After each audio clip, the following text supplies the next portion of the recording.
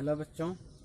तो इस वीडियो में बात करने जा रहे हैं क्लास 10th यानी 10वीं के विषय केमिस्ट्री के बारे में। ठीक है, तो आपको इस वीडियो में 10वीं का केमिस्ट्री पढ़ाया जाएगा। तो ध्यान दें, जैसा कि आप जानते हैं कि जो आपका साइंस सब्जेक्ट है 10वीं का क्लास 10th, ठीक है, दिख रहा।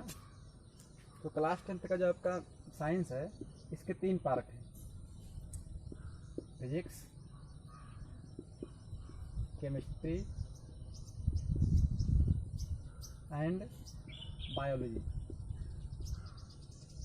तो हम पहले जो केमिस्ट्री पढ़ाएंगे उसके जस्ट बाद आपको जो है एक लेसन जो है एक वीडियो या एक लेसन फिजिक्स का, एक लेसन केमिस्ट्री का आपको पढ़ाया जाएगा। ठीक है, आपको इंग्लिश हिंदी भी दोनों मीडियम में पढ़ाया जाएगा, क्योंकि कुछ बच्चे यूपी बोर्ड के हैं तो उनको हिंदी में समझना है, और कुछ बच्चे आपके सीबीएसई यानी सीबीएसई बोर्ड के जो हैं उनको इंग्लिश में समझना है। तो हम दोनों कंबाइन करके पढ़ाएंगे, इसमें दोनों को फ़ायदा होगा। ठीक है, तो हम जो है केमिस्ट्री, जैसा कि आप जानती हैं आपका 20 नंबर का आएगा, इस साल हमेशा आता है 20 नंबर का।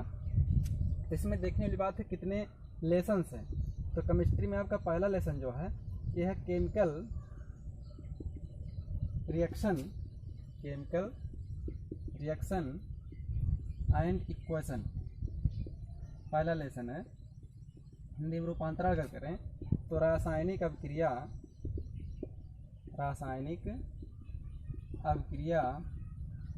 तथा समीकरण, ये आपका पहला लेसन है। और दूसरा लेसन आपका जो है यह है अम्ल, क्षार एवं लवण यानी एसिड, बेस एंड सॉल्ट, यानी अम्ल, क्षार तथा लवण, ये आपका दूसरा लेसन है। तो तीसरा लेसन क्या है? तीसरा लेसन आपका धातु एवं अधातु यानी मेटल्स एंड नॉन मेटल। ठीक है, हिंदी में बोले तो धातु एवं आधातु। ठीक है, ये आपका तीसरा लेसन है, आधातु। चौथा लेसन आपका है कार्बनिक यौगिक। तो कार्बनिक यौगिक में आपका क्या है, कार्बनिक को इंग्लिश में कहते हैं ऑर्गेनिक कंपाउंड। ठीक है, और पांचवा लेसन आपका है तत्वों का आवर्ती वर्गीकरण,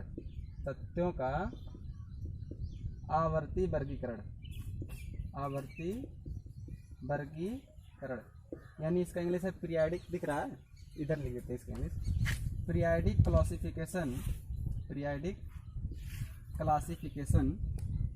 1 minute hold please, sorry for that. आते हैं पीरियाडिक क्लासिफिकेशन ऑफ एलिमेंट्स।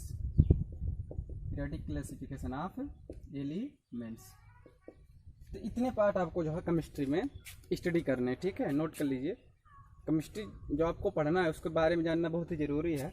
ये पांचों लेसन आपको पढ़ना है, इसको मिलाकर आपको 20 नंबर जो है मिलने हैं। ठीक है, तो आपको सिलेबस के बारे में जानकारी होना चाहिए। अब हम लोग जो है पहला लेसन स्टडी करते हैं, जो कि आपका है केमिकल रिएक्शन एंड इक्वेशन। तो लेसन फर्स्ट आपका है,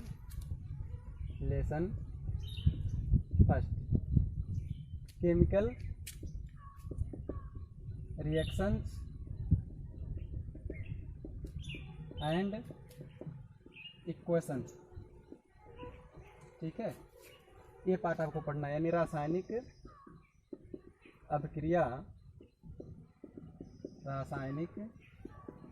अभिक्रिया तथा समीकरण, ये पार्ट आपको जो है अध्ययन करना है, पहला पार्ट।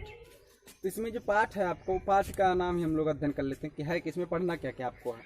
देखिए, जैसा कि आपके यहाँ लिखा है रासायनिक अभिक्रिया, तो पहले हम लोग जानना चाहते हैं रासायनिक अभिक्रिया क्या है। रासायनिक अभिक्रिया है क्या? तो रासायनिक अभिक्रिया यानी केमिकल रिएक्शन के बारे में जान लेते हैं। Chemical reaction. तो देखिए, आप लोग जो है पहले इससे पहले की जो क्लास में पढ़े हैं उसमें आपको ये बताया गया होगा कि जो पदार्थ होता है पदार्थ यानी मैटर। हाँ, पदार्थ में अधिकतर दो प्रकार के चेंज होते हैं। एक होता है भौतिक परिवर्तन, भौतिक परिवर्तन, एक होता है रासायनिक परिवर्तन। जो मैटर होते हैं, रासायनिक परिवर्तन। पदार्थ में सामान्यतः दो प्रकार के परिवर्तन होते हैं। एक होता है physical change, physical changes, and एक होता है केमिकल चेंजेज, केमिकल चेंजेज। ठीक है, दो प्रकार के आपको चेंजेज मिलते हैं। किसमें? मैटर में यानी पदार्थ में। ठीक है, तो देखिए भौतिक परिवर्तन और रासायनिक परिवर्तन क्या होता है।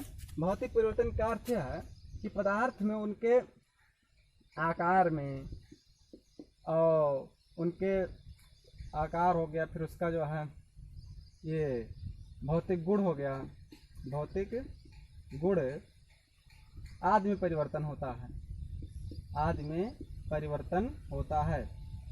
जबकि उसके रासायनिक संगठन, रासायनिक संगठन, रंग आदि में परिवर्तन नहीं होता है, आदि में परिवर्तन नहीं होता, तो उसको हम बोलते हैं भौतिक परिवर्तन। ठीक है, और रासायनिक परिवर्तन क्या है? इसमें क्या है, आकार और आकार में उसके गुण में परिवर्तन होता है, और इसके साथ साथ रासायनिक संगठन में भी परिवर्तन होता है। रासायनिक संगठन और रंग आदि में परिवर्तन होता है, आदि में परिवर्तन होता है, तो उसको हम बोलते हैं केमिकल चेंज यानी रासायनिक परिवर्तन। ठीक है, इतनी बातें नोट कर लीजिए, फिर हम बताते हैं। नोट कर लिए? तो आपको भौतिक परिवर्तन कब मानेंगे? जब उसके किसी पदार्थ के आकार में परिवर्तन हो। ठीक है, एक और इसमें हम जोड़ लेते हैं, उसकी भौतिक अवस्था में भी होता है। भौतिक अवस्था, भौतिक अवस्था यानी ठोस, द्रव, गैस, इसमें से कोई परिवर्तन हो जाए। ठीक है, तो उसको हम बोलेंगे भौतिक परिवर्तन। लेकिन उसके जो है रासायनिक संगठन एवं गुण में कोई परिवर्तन नहीं होना चाहिए। ठीक है, रासायनिक संगठन एवं गुण, रासायनिक संगठन हो, रंग हो और गुण, इसमें परिवर्तन नहीं होना चाहिए, तब उसको बोलेंगे भौतिक परिवर्तन। लेकिन अगर इसके आकार, भौतिक अवस्था और भौतिक गुण में परिवर्तन के साथ साथ उसके रासायनिक संगठन, रंग और जो है गुण में भी परिवर्तन अगर हो रहा है, तब उसको हम बोलेंगे रासायनिक परिवर्तन। ठीक है, इस परिवर्तन को हम क्यों पढ़े हैं कि देखिए जो आपका रासायनिक अपक्रिया है, हाँ, रासायनिक अपक्रिया, रासायनिक अपक्रिया को ही हम कहते हैं, सॉरी रासायनिक परिवर्तन जो आप पढ़े हैं, रासायनिक परिवर्तन ही आपकी जो है रासायनिक अपक्रिया कहलाती है। रासायनिक परिवर्तन क्या कहलाती है? रासायनिक अपक्रिया। ठीक है, समझ रहे हैं? यानी chemical changes, chemical changes is called chemical reaction, chemical changes called chemical reaction. समझ रहे बात को? इसलिए बताया गया है। तो केमिकल चेंजेस क्या है कि उसके भौतिक अवस्था में परिवर्तन हो, आकार में परिवर्तन हो। ठीक है, भौतिक अवस्था, आकार और उसके रासायनिक संगठन और गुण आदि में जब परिवर्तन होता है, तब उसको हम कहते हैं रासायनिक परिवर्तन। और रासायनिक परिवर्तन को ही क्या कहते हैं? रासायनिक अपक्रिया कहते हैं। ठीक है, इतनी बातें नोट कर लिया जाए। और नोट आप जो है हर एक, जितने भी यहाँ डेफिनेशन लिखे जाते हैं उसको आप बाकायदा नोट बनाइए। ठीक है, तब आपको अधिक से अधिक फायदा मिलेगा। अब हम क्या करते हैं, एग्जाम्पल ले लेते हैं।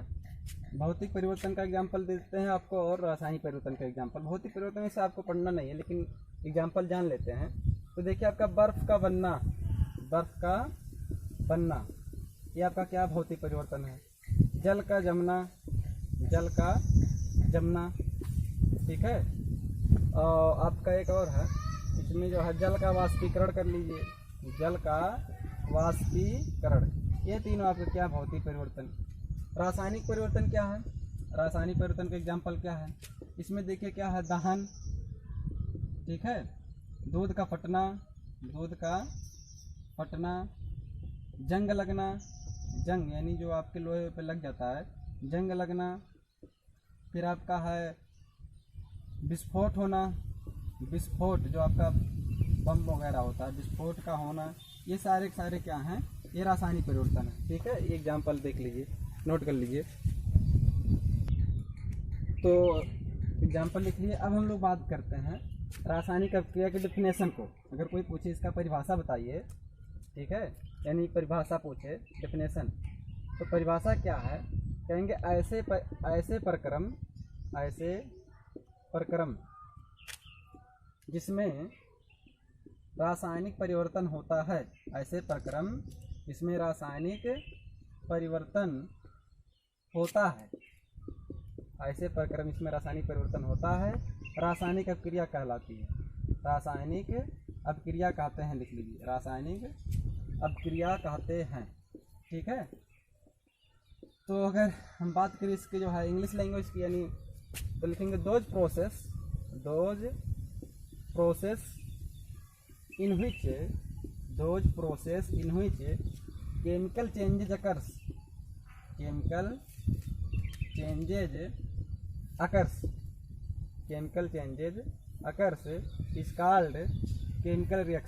Is called chemical reaction.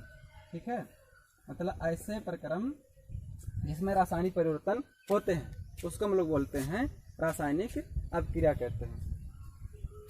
और एक परिभाषा और है, उसको हम लोग ऊपर लिख दें, अच्छा नोट कर लीजिए, फिर लिखते हैं, नीचे आएगा दिखेगा नहीं, नोट कर लें जल्दी से। तो एक और परिभाषा हम लोग लिखते हैं, तो इसका परिभाषा लिखेंगे ऐसी प्रक्रिया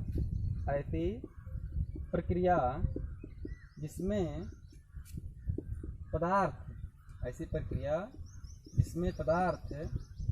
आपस में क्रिया करके नया पदार्थ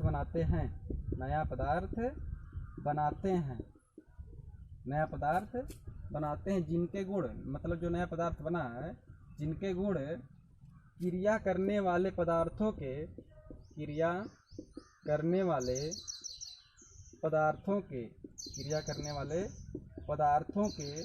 गुणों से भिन्न होते हैं। क्रिया करने वाले पदार्थों के गुणों से क्या होते हैं, भिन्न होते हैं, उसे कहते हैं रासायनिक अभिक्रिया कहलाती है। रासायनिक अभिक्रिया कहलाती है। ठीक है, ये बात है, रासायनिक अभिक्रिया कहलाती है। अब एग्जाम्पल अगर ले लें, जैसे अगर आप क्या करें, मैग्नीशियम का क्या कर दीजिए, ऑक्सीजन के साथ क्रिया कर दीजिए, मैग्नीशियम प्लस ऑक्सीजन, तो आपका बनता है मैग्नीशियम ऑक्साइड।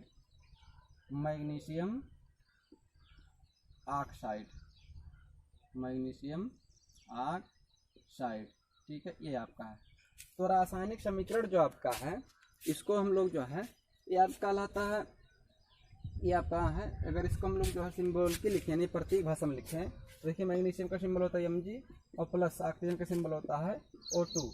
तो इसका जो मैग्नीशियम ऑक्साइड बनता है MgO। ठीक है, ये आपका है मैग्नीशियम, यह ऑक्सीजन, ये आपका मैग्नीशियम ऑक्साइड। तो इसमें क्या होता है कि जो रिएक्शन होता है, यानी रासायनिक अभिक्रिया होता है, इसमें इधर वाले जो होते हैं, यानी जिससे रिएक्शन होता है, जिनसे रिएक्शन जो पदार्थ से मिलकर क्रिया करते हैं, उनको हम लोग बोलते हैं रिएक्टेंट्स। क्या कहते हैं, दिख रहा है? नहीं, अच्छा आगे बता देते हैं, नोट कर लीजिए इतना, फिर बताते हैं। तो देखिए एग्जांपल फिर से लिख लेते हैं।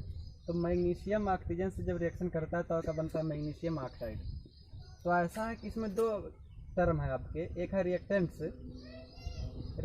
को जानना है, रिएक्टेंट्स क्या होता है, एक होता है आपका प्रोडक्ट, ये जानना है कि आपका प्रोडक्ट क्या होता है। ठीक है, तो रिएक्टेंट जैसा कि इसका हिंदी है अभिकारक या क्रियाकारक, अभिकारक भी कहते हैं और इसको क्रियाकारक भी कहते हैं। ठीक है, और रिएक्टेंट्स को प्रोडक्ट कहते हैं उत्पाद। ठीक है, तो इसमें हम परिभाषा बता देते हैं कि रासायनिक अभिक्रिया में भाग लेने वाले पदार्थों को जो है हम कहते हैं रिएक्टेंट्स कहते हैं। ठीक है, और जो आपका रासायनिक अभिक्रिया में जिस पदार्थ का निर्माण होता है, रासायनिक अभिक्रिया की बात कर रहे हैं, निर्माण होता है, ठीक है, उसको हम लोग बोलते हैं उसे हम कहते हैं प्रोडक्ट कहते हैं, यानी उत्पाद कहते हैं। उत्पाद यानी प्रोडक्ट। तो हम लोग प्रोडक्ट रिएक्टेंट्स का हमेशा नाम लेंगे, आप जो है अपने हिसाब से मैनेज कर लीजिएगा, ठीक है। तो रासायनिक अभिक्रिया में जो पदार्थ भाग लेते हैं उसको भाग यानी जो शामिल होते हैं, ठीक है, उसको हम लोग कहते हैं रिएक्टेंट्स, और जो बनता है उसको कहते हैं प्रोडक्ट। यहाँ अगर मैग्नीशियम ऑक्सीजन आपके क्या है, ये आपके रिएक्टेंट्स है, तो मैग्नीशियम ऑक्साइड आपका क्या है, ये प्रोडक्ट आपका, ठीक है। इतनी बात नोट कर लीजिए, ठीक है, नोट कर लीजिए जल्दी से। तो रासायनिक अभिक्रिया का परिभाषा पूरी तरीके से जान गए हैं। अब हम लोग बात करते हैं रासायनिक समीकरण। तो रासायनिक अभिक्रिया जब समझ गए हैं तो रासायनिक समीकरण समझना बहुत ही आसान है। तो रासायनिक समीकरण का इंग्लिश जो आपका है केमिकल इक्वेशन, केमिकल इक्वेशन, इसका हम परिभाषा लिख देते हैं, डेफिनेशन। तो परिभाषा ये है, किसी रासायनिक अभिक्रिया में, किसी रासायनिक अभिक्रिया का, किसी रासायनिक अभिक्रिया का जिसमें पदार्थों के, पदार्थ का अर्थ यहाँ की अभिकारक एवं क्रियाकारक, यानी रिएक्टेंट्स एवं प्रोडक्ट, ठीक है, रिएक्टेंट एंड प्रोडक्ट, यही तो भाग लेते हैं रासायनिक अभिक्रिया में। तो किसी रासायनिक अभिक्रिया का जिसमें पदार्थों के प्रतीकों एवं सूत्रों द्वारा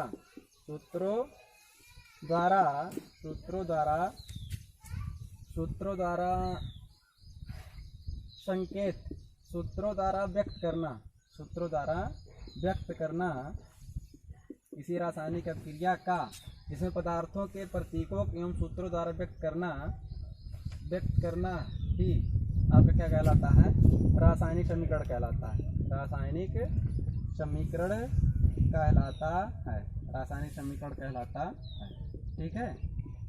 मतलब जो आपको केमिकल रिएक्शंस जो हुए हैं, मैंने रासायनिक अभिक्रिया, उसमें जो आपको जो पदार्थ लगे हैं उनके जो है सिंबल यानी प्रतीक या फार्मूले द्वारा जो व्यक्त करते हैं, उससे जो प्राप्त होता है उसी को हम बोलते हैं रासायनिक समीकरण, ठीक है। अब रासायनिक समीकरण दो प्रकार के होते हैं, एक होता है शब्द समीकरण, जैसे मान लीजिए हम इसको क्या लिख सकते हैं, मैग्नीशियम को हिंदी में भी लिख सकते हैं, मैग्नीशियम प्लस ऑक्सीजन इक्वल्स या इम्प्लाइज दैट, इक्वल ही पढ़िए, मैग्नीशियम ऑक्साइड बनता है आपका, ये आपका है शब्द समीकरण, ठीक है, शब्द समीकरण। तो ये बन गया मैग्नीशियम ऑक्साइड। अब इसको हम सिंबल, जैसे मैग्नीशियम का सिंबल क्या है, प्रतीक, मैग्नीशियम का सिंबल Mg है, ऑक्सीजन का सिंबल होता है O2, और मैग्नीशियम ऑक्साइड का फार्मूला क्या है, MgO। ये जो आपका बना है it is called chemical equation, अर्थात इसको हम बोलते हैं रासायनिक समीकरण कहते हैं, ठीक है। तो अभी तक आप पाठ जो आपका था रासायनिक अभिक्रिया और रासायनिक समीकरण पूरी तरीके से यहाँ पर होता है, उसका डेफिनेशन नोट कर लीजिए। तो देखिए आपको अब जो है सबसे महत्वपूर्ण कॉन्सेप्ट सिखाया जाएगा, जिसमें आपको बताया जाए कि रासायनिक समीकरण को हम लोग बैलेंस कैसे करते हैं, यानी रासायनिक समीकरण को संतुलित करना आपको सिखाया जाएगा। रासायनिक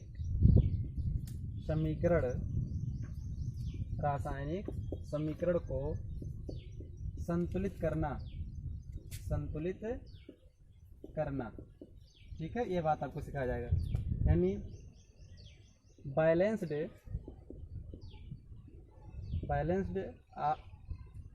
टू केमिकल इक्वेशन, मतलब रासायनिक समीकरण तो आपका है ही, उसको हम लोग बैलेंस कैसे करते हैं, ठीक है।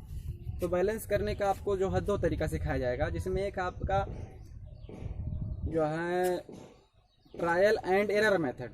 पहला तरीका क्या है, trial and error method. Hindi में बोले तो ट्रायल का अर्थ होता है जांच एवं त्रुटि विधि, ये आपका पहला तरीका है। और दूसरा तरीका आपको मैथमेटिकल यानी गणितीय जो है विधि बताया जाएगा, गणितीय विधि यानी मैथमेटिकल मेथड, कहेंगे सबसे अच्छा कौन है, अच्छा दोनों है। और जैसे जो लोग मैथ में थोड़ा वीक हैं वो आपका ये विधि प्रयोग करेंगे। वैसे तो ज़्यादा इसमें कोई गणित की आवश्यकता नहीं, जोड़ घटाना होता, सॉरी गुणा भाग, जोड़ घटाना गुणा भाग रहेगा और कुछ नहीं रहेगा, ठीक है। तो देखिए अब हम आपको आगे जो है पढ़ाना है रासायनिक अभिक्रिया के प्रकार। तो हम रासायनिक अभिक्रिया के प्रकार आपको नहीं पढ़ाएंगे, क्योंकि उसमें हर जगह आपको जब भी रिएक्शन लिखना है केमिकल इक्वेशन, उसमें आपको बैलेंस करके लिखना है। तो सबसे पहले हम बैलेंस करना ही सीख लेते हैं, इससे आपको जब भी केमिकल इक्वेशन लिखा जाए उसको हम लोग बैलेंस के साथ लिखें, ठीक है। तो बैलेंस करने का पहला तरीका हम लोग सीखेंगे ट्रायल एंड एरर मेथड, यानी जांच एवं त्रुटि विधि, ठीक है। तो चलो एक इक्वेशन लिखते हैं हम लोग सबसे पहले। तो इसका हम आपको रूल बता देते हैं कि जांच एवं त्रुटि विधि कैसे इस्तेमाल करेंगे। तो इसका आप रूल लिख लीजिए। फर्स्ट स्टेप, सबसे पहले बार हम लोग किसको बैलेंस करेंगे? धातु को, यानी मेटल्स को आपको बैलेंस करना है। सबसे पहले किसको आपको बैलेंस करना है? मेटल्स। अब आपको मेटल बता देते हैं, sodium, potassium, magnesium, aluminium, iron, zinc, copper, समझ रहे हैं। एल्यूमिनियम तो हो गया, ETC, इतने बहुत सारे हैं। उसके दूसरे नंबर पे आप बैलेंस करेंगे आधातु को, यानी नॉन मेटल। पहले आपको मेटल बैलेंस करना है, फिर नॉन मेटल। नॉन मेटल जैसे आपके कार्बन हो गया, सल्फर हो गया, ऑक्सीजन हो गया, ऑक्सीजन छोड़िए, क्लोरीन ले लीजिए, और आपका क्लोरीन, कार्बन, सल्फर, नाइट्रोजन हो गया, ETC। और तीसरे नंबर पे आप बैलेंस करेंगे ऑक्सीजन को, और चौथे नंबर पे बैलेंस करेंगे हाइड्रोजन को। ये आपका तरीका, ठीक है। तो सबसे पहले किसको बैलेंस करना है? मेटल्स, फिर नॉन मेटल्स, फिर ऑक्सीजन, और लास्ट में किसको बैलेंस करना है? हाइड्रोजन।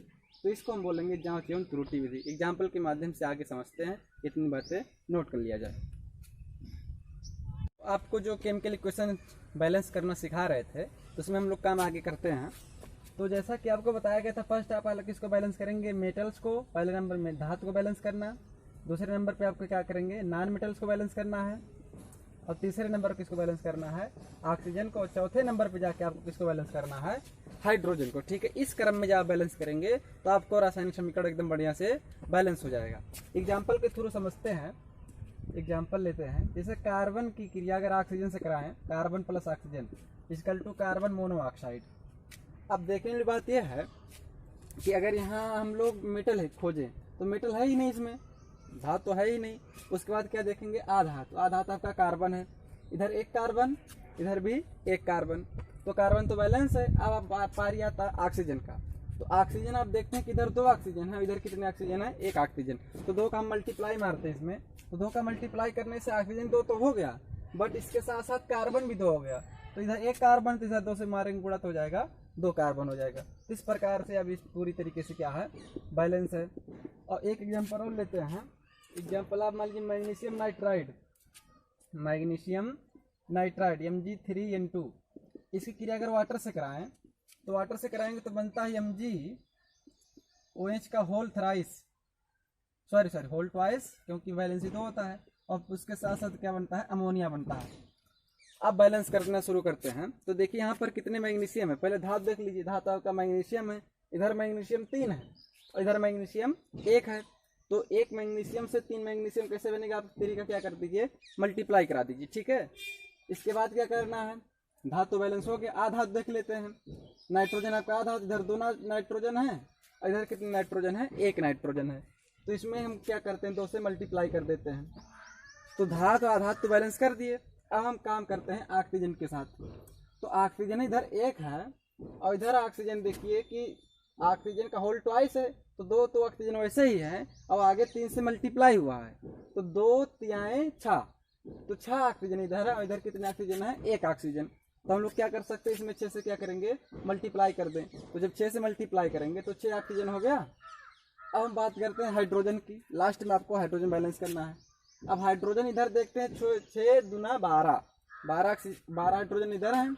इधर देख लेते हैं, होल ट्वाइस, यानी 2 हाइड्रोजन और 2 तिहाई, 6 हाइड्रोजन यहाँ और 2 तिहाई 6, तो 6 यहाँ हाइड्रोजन, 6 हाइड्रोजन यहाँ, 6 6 12, और इधर भी कितने हैं? 6 दूना 12। तो इस प्रकार से ये रासायनिक समीकरण संतुलित हुआ। अगली बात करते हैं कॉपर ऑक्साइड के साथ। कॉपर ऑक्साइड, इसकी क्रिया कराते हैं किससे? अमोनियस करा लेते हैं, NH3। अमोनियस जब कराएं तो कॉपर प्लस नाइट्रोजन और प्लस वाटर बनता है। तो आपको केमिकल इक्वेशन दिया रहेगा, इसको केवल आपको क्या करना है? बैलेंस करना है। तो फर्स्ट ऑफ ऑल आप किसको बैलेंस करेंगे, मेटल्स को, यानी धातु को। तो कॉपर आपका धातु है, इधर एक कॉपर है, इधर भी एक कॉपर है, ये तो बैलेंस है पहले से। इसके बाद आप नॉन मेटल्स उठाइए, नॉन मेटल्स से आपका क्या है, नाइट्रोजन है, एक नाइट्रोजन इधर है, इधर कितने नाइट्रोजन है, 2 नाइट्रोजन है। तो इसमें क्या करिएगा, 2 से मल्टीप्लाई कर दीजिए, 2 नाइट्रोजन इधर, 2 नाइट्रोजन इधर। तो आपके मेटल्स बैलेंस हो गए और नॉन मेटल्स बैलेंस हो गए। अब बात करते हैं ऑक्सीजन की, इधर एक ऑक्सीजन है, इधर भी एक ऑक्सीजन है, तो बैलेंस है। हाइड्रोजन देख लेते हैं, इधर हाइड्रोजन है 2 3 6 और इधर हाइड्रोजन है केवल 2। तो अगर इसमें 3 का मल्टीप्लाई कर दें तो 3 दूना 6। अब हाइड्रोजन तो बैलेंस हो गया, बट ऑक्सीजन हो गया 3, ठीक है। अब ऑक्सीजन 3 हो गया और इधर कितना ऑक्सीजन है, इधर तो एक ऑक्सीजन है, तो इसमें भी 3 का क्या कर दीजिए, मल्टीप्लाई। अब 3 तो ऑक्सीजन हो गए, लेकिन 3 के गुणा कॉपर भी हो गया, कॉपर भी 3 हो गया। तो कॉपर यहाँ कितना है, 1, यहाँ कर देते 3 से गुणा कर देते हैं। तो इस प्रकार से अब चेक कर लीजिए, इधर 3 कॉपर, इधर भी 3 कॉपर, 2 नाइट्रोजन, 2 नाइट्रोजन और ऑक्सीजन इधर भी 3 है और इधर भी 3 ऑक्सीजन है, और 3 दूना 6 हाइड्रोजन और 2 3 6 हाइड्रोजन। इस प्रकार से आपका इक्वेशन बैलेंस है। इसी प्रकार से आप क्या कर लीजिए, एल्युमिनियम कार्बाइड, एल्युमिनियम Al4C3 की क्रिया किससे करा दीजिए, वाटर से। तो वाटर से कराएंगे तो बनेगा AlOH का whole thrice aluminium hydroxide plus methane, ठीक है। तो इस प्रकार से अगर हम करेंगे तो इसको देखिए, मेटल बैलेंस कर लीजिए। सबसे पहले मेटल आपका क्या है, एल्युमिनियम। कितने एल्युमिनियम है, 4 एल्युमिनियम है। यहाँ कितना एल्युमिनियम है, 1। इसमें कितने मल्टीप्लाई कराएंगे, 4 से। एल्युमिनियम तो बैलेंस हो गया। अब बात करते हैं नॉन मेटल्स यानी कार्बन की। कार्बन 3 है, यहाँ कितने कार्बन है, 1 कार्बन। तो इसमें कितने गुणा कराएंगे, 3 से। अरे भाई इधर 3 कार्बन, इधर भी 3 कार्बन हो जाए। तो मेटल्स भी यहाँ एल्युमिनियम 4 एल्युमिनियम, 3 कार्बन, 3 कार्बन। अब बात करते हैं ऑक्सीजन की। तो ऑक्सीजन देखते हैं कि इधर 1 ऑक्सीजन है और इधर कितना ऑक्सीजन है, 3। तो यहाँ हो जाएगा और 3 चौका 12। तो अगर इधर हम 12 से गुणा करा दें वाटर में 12 से, तो 12 ऑक्सीजन तो हो गया। हाइड्रोजन हो गए 12 दूनी 24। इधर कितना देखिए, 3 चौका 12 यहाँ है और 3 चौका 12 यहाँ है। तो 12 हाइड्रोजन 24 हाइड्रोजन हो गए। इस प्रकार से संतुलित हो गया रासायनिक समीकरण, ठीक है। तो सबसे पहले आप क्या करिए, मेटल्स को यानी धातु को बैलेंस करिए, उसके बाद आधात, उसके बाद ऑक्सीजन, उसके बाद हाइड्रोजन, ठीक है। और बैलेंस करते समय आप हर किसी को देखते भी रहिए। जैसे मान लीजिए आप धातु को बैलेंस कर दिए, आधात को बैलेंस कर रहे हैं। अब आधात में अगर गुणा किए हैं और प्रभाव कहीं मेटल पर रहा है तो उसको तुरंत बैलेंस कर लीजिए उसके बाद, ठीक है। फिर आप आइए दूसरे स्टेप में। मान लीजिए इन दोनों को बैलेंस किया, अब ऑक्सीजन को बैलेंस करने लगे। अब ऑक्सीजन को बैलेंस करते समय इसमें कहीं हल्का फुल्का चेंजेज आ गया है, तो आप फिर से ऊपर से बैलेंस करना शुरू कर दीजिएगा, ठीक है। नोट कर लीजिए। अब और एग्जाम्पल देख लेते हैं। जैसे मान लीजिए आप क्या करिए, सोडियम की क्रिया, सोडियम वाटर से करा दीजिए। इससे करने पर आपका क्या बनता है, सोडियम हाइड्रोक्साइड और प्लस हाइड्रोजन गैस। तो चलिए रूल पे आइए, मेटल्स को देखिए। यह मेटल्स कौन है, सोडियम। तो सोडियम बैलेंस है या नहीं, देखिए एक सोडियम इधर है, एक सोडियम इधर है। तो सोडियम बैलेंस है, इसमें कोई बैलेंस करने की आवश्यकता नहीं है।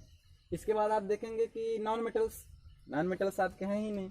इसके बाद देखेंगे ऑक्सीजन। अब ऑक्सीजन एक इधर भी है और एक ऑक्सीजन इधर भी है, यानी मेटल्स और ऑक्सीजन बैलेंस है। हाइड्रोजन देख लेते हैं, इधर 2 हाइड्रोजन, इधर 2 1 3। तो जब भी प्रोडक्ट में परमाणु क्या हो जाए, अधिक हो जाए, तो आप क्या कर दीजिए, रिएक्टेंट्स में अब इधर 3 हाइड्रोजन है, इधर कितने हाइड्रोजन है, 2 हाइड्रोजन। तो इसको आप ज़्यादा कर सकते हैं। अगर मान लीजिए इसमें 2 से गुणा कराएं, 1 से गुणा कराएंगे तो कोई फर्क ही नहीं पड़ेगा। 2 से गुणा कराएंगे, 2 दूना 4, इधर कितना है 3, तो आप 2 से गुणा कर सकते हैं। तो 2 से अगर मल्टीप्लाई कराएं तो यहाँ हो गए 4 हाइड्रोजन, ठीक। अब ऑक्सीजन हो गए 2 ऑक्सीजन और इधर ऑक्सीजन है 1। तो ऑक्सीजन अगर 2 इधर हो गए तो इधर 1 है, तो यहाँ अगर 2 से गुणा कराएं तो हो जाएंगे 2 ऑक्सीजन, ठीक। इसके साथ आपका सोडियम पे भी प्रभाव पड़ गया। तो जैसे ही अगर आप ऑक्सीजन को या हाइड्रोजन को या नॉन मेटल्स को बैलेंस करते समय कहीं मेटल्स पर प्रभाव पड़ जाए तो फर्स्ट ऑफ ऑल उसको तुरंत बैलेंस कर लीजिए। तो हमने यहाँ 2 से गुणा करा, सोडियम भी 2 हो गया, तो अब 2 सोडियम यहाँ हम कर देते हैं तुरंत, ठीक है। अब 2 सोडियम, यहाँ भी 2 sodium, 2 oxygen, 2 oxygen, 4 hydrogen, 2 hydrogen यहाँ से और 2 हाइड्रोजन यहाँ से। इस प्रकार से पूरी तरीके से बैलेंस हुआ। अगला एग्जाम्पल अगर हम करें एल्युमिनियम की क्रिया सल्फ्यूरिक अम्ल से कराते हैं, तो सल्फ्यूरिक अम्ल से कराएंगे तो बनता है एल्युमिनियम सल्फेट Al2SO4 का whole thrice plus hydrogen gas. इसको आपको बैलेंस करना है। तो चलिए आप धातु देख लीजिए, मेटल्स, यहाँ एल्युमिनियम 1 है, यहाँ एल्युमिनियम 2 है, तो सबसे पहले यहाँ 2 से गुणा कर दीजिए, 2 एल्युमिनियम हो गया। इसके बाद आप देखेंगे कि नॉन मेटल्स यानी आधात, यहाँ सल्फर है 1 है, यहाँ सल्फर का होल थ्राइस है, यानी यहाँ पर 3 सल्फर है, तो अगर यहाँ 3 का गुणा कराएंगे तब 3 सल्फर हो जाएगा। 3 सल्फर इधर, 3 सल्फर इधर, धातु भी बैलेंस है और अधातु बैलेंस है। अब बात करते हैं ऑक्सीजन की। तो ऑक्सीजन आप देखेंगे तो यहाँ 4 है और 4 ऑक्सीजन में 3 का गुणा हुआ तो 3 चौका 12, यहाँ 4 का होल थ्राइस है तो 4 तिहाई 12। हाइड्रोजन देख लेते हैं, 2 3 दूना 6 और यहाँ कितना है 2 हाइड्रोजन, जब 3 का गुणा कराएंगे तब 3 दूना 6 हाइड्रोजन हो जाएगा, इस प्रकार से। ठीक है, तो नोट कर लीजिए। अगला एग्जाम्पल लेते हैं। मान लीजिए एग्जाम्पल में हम बात करते हैं कि KClO3 को गर्म करने पर KClO3 पोटेशियम क्लोरेट, इसको अगर हम गर्म करते हैं तो बनता है KCl प्लस ऑक्सीजन। ठीक है, तो पहले फर्स्ट ऑफ ऑल मेटल उठा लीजिए, पोटेशियम, एक पोटेशियम बैलेंस है। नॉन मेटल उठा लीजिए, क्लोरीन, एक क्लोरीन, ये भी बैलेंस है। अब बात करते हैं ऑक्सीजन की। यहाँ है 3 ऑक्सीजन और यहाँ है 2 ऑक्सीजन। तो अगर हम इधर क्या करें, 3 से करा दे गुणा, क्योंकि 2 से कराएंगे तो हो जाएगा 4, यहाँ हो जाएगा 3। तो अगर यहाँ करा दे 3 से गुणा, 3 दूना 6, और यहाँ करा दे 2 से गुणा, 2 तिहाई 6, तो ऑक्सीजन तो 6 इधर हो गया, 6 इधर भी हो गया। लेकिन इसको बैलेंस करने के चक्कर में हम लोग धातु अधातु को भी बैलेंस नहीं है, क्योंकि यहाँ 2 पोटेशियम 2 क्लोरीन, यहाँ 1 पोटेशियम में क्लोरीन, यहाँ कर देते हैं 2 से गुणा कर देते हैं, तो इस प्रकार से आपका बैलेंस हुआ। अगला एग्जाम्पल लेते हैं एथेन। एथेन का ऑक्सीजन के साथ रिएक्शन कराने पर क्या बनता है, कार्बन डाइऑक्साइड प्लस वाटर। हमेशा जब भी ऑर्गेनिक कंपाउंड का आप कंबसन कराएंगे अर्थात दहन कराएंगे तो कार्बन डाइऑक्साइड और वाटर हमेशा बनेगा। यानी अगर कार्बनिक यौगिक है यानी मेथेन एथेन जो भी हैं आपके हाइड्रोकार्बन, उसका अगर ऑक्सीजन के साथ रिएक्शन कराएंगे तो हमेशा कार्बन डाइऑक्साइड और वाटर बनेगा। चलो बैलेंस करते हैं। इसमें आप देखेंगे कि धातु है ही नहीं, पूरे रिएक्शन में धातु है ही नहीं।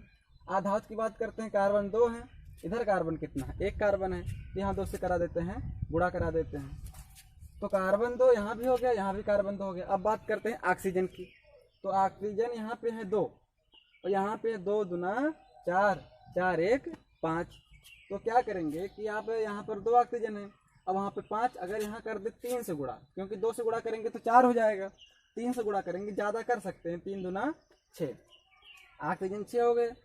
और इधर 4, अगर यहाँ क्या करें 2 से गुणा करते हैं, यहाँ कर दे 2 से गुणा तो बन जाएगा आपका, इधर कितना ऑक्सीजन है 6 और इधर है 2 दूना 4 और यहाँ 1 5, तो अगर यहाँ कर दे 2 से गुणा तो बन जाएगा आपका 6 ऑक्सीजन तो हो जाएगा, हाइड्रोजन हो गए 4।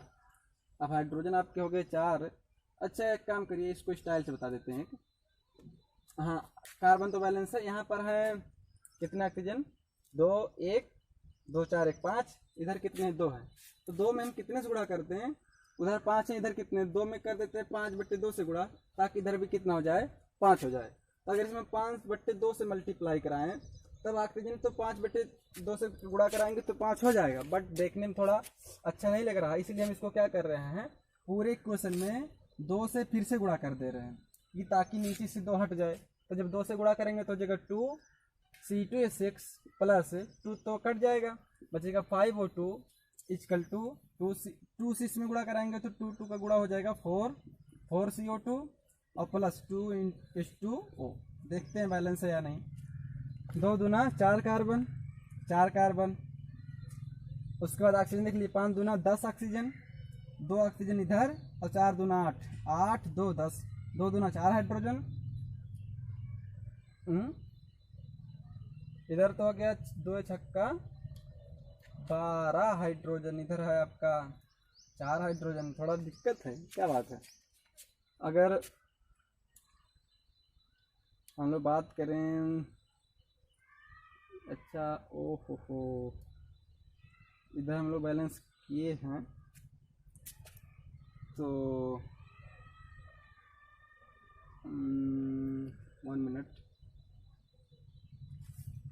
5/2, 2CO2 इधर भी है, 2H2O, 2 से मल्टीप्लाई करेंगे इधर, तो 2 से मल्टीप्लाई करने पर आपका आएगा 7O2। 1 minute hold please.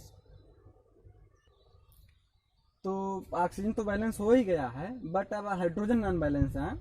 तो एक काम करते हैं कि यहाँ पर हाइड्रोजन हो जा रहे हैं 12 और यहाँ पे हैं आपके कितने 4। तो अगर हम इसमें 6 से गुणा करते हैं, 6 दूना 12, इधर भी कितने हो गए 6 दूना 12। ऑक्सीजन अब 2 चौका 8, 8 6 14, यहाँ हम कर देते हैं 7 से गुणा, 7 दूना 14। अब लग रहा है ठीक है, 2 दूना 4 कार्बन, 4 कार्बन, 7 दूना 14 ऑक्सीजन, यहाँ से 8 ऑक्सीजन, यहाँ से 6 ऑक्सीजन, 14 और 6 दूना 12 हाइड्रोजन इधर और 12 हाइड्रोजन इधर। अब ये पूरी तरीके से है बैलेंस, नोट कर लीजिए। अब एनसीईआरटी का एग्जांपल उठा लेते हैं हम। एनसीईआरटी में एक एग्जांपल दिया, आयरन का पानी से अगर रिएक्शन कराते हैं तो बनता है Fe3O4 plus hydrogen, Fe3O4 plus hydrogen. इसको हम लोग बैलेंस करते हैं। तो इसको बैलेंस करिए, सबसे पहले आप क्या देखेंगे, मेटल्स। यहाँ पर धातु यानी आयरन, यहाँ पर आयरन कितना है, 1 आयरन है, इधर कितना आयरन है, 3 आयरन है। तो यहाँ 3 से गुणा करा देते हैं तुरंत। अरे भाई इधर 1 आयरन, इधर 3 आयरन है, तो 3 से गुणा कराएंगे तो बैलेंस हो जाएगा। अब आयरन धातु है, धातु बैलेंस हो गया। उसके बाद आधातु देख लीजिए, आधातु इसमें है ही नहीं। ऑक्सीजन की बात करते हैं, इधर 1 ऑक्सीजन है, इधर कितना ऑक्सीजन है, 4 ऑक्सीजन है। तो हम लोग क्या करते हैं कि इधर 4 से कर दे गुणा, ठीक है। तो जब 4 से गुणा करेंगे तो 4 ऑक्सीजन इधर भी, 4 ऑक्सीजन इधर भी। लेकिन हाइड्रोजन हो गया 8, इधर है हाइड्रोजन 2, तो यहाँ कर देते हैं 4 से गुणा, तो 4 दूना 8। इस प्रकार से आपको बैलेंस करना है।